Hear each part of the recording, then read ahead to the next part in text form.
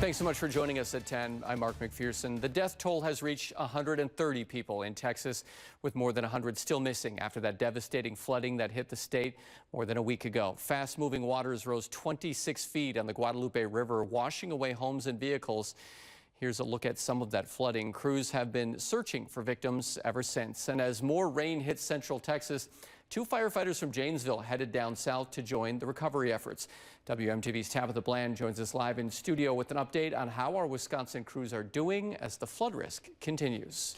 With that 101 people still missing from the flooding, 21 Task Force 1 members from Wisconsin dropped everything here to go help those who lost everything.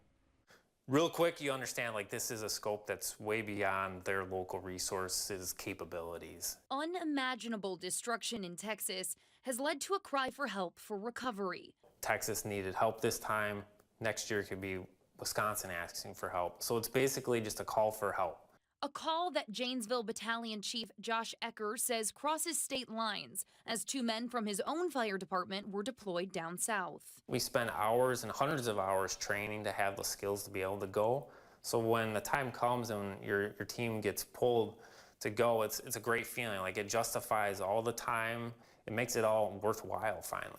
The Wisconsin team pulled to Texas started as 5 members and 3 dogs. But as heavy rains and flooding continued, 16 more members were requested, and the response was overwhelming. So we had about 30 people respond within 15 minutes. Doug Vrichek leads the Wisconsin Task Force 1. He says the members have 15 minutes to decide if they're able to leave for up to 2 weeks. So you think about that, that's pretty daunting. Then they have 6 hours to hit the road. You know, how am I going to...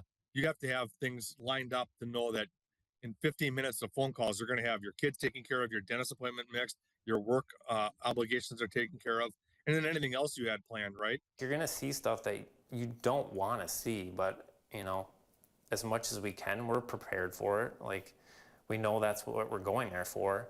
And with 101 people still missing, every person out searching is crucial to getting the job done. Finding victims, whether alive or not, that's our job. The task force is made up of 20 different municipal fire departments across the state of Wisconsin, along with some citizen positions as well. Their swift water team is working along the Guadalupe River, and their canines are tasked to take on the bank of Sandy Creek. Live in the studio, Tabitha Bland, WMTV 15 News. Tabitha, thank you. The task force tells us that they will need to take a tactical pause in the search tonight because of rising levels, but they hope to be back on the Guadalupe River tomorrow morning. Now, you can help right from your phone. Our parent company, Gray Media, is helping to raise money to help the victims in the Texas floods. All you have to do is scan the QR code on your screen. It'll take you to our donation page. Your donations will go directly to the Salvation Army to support relief efforts.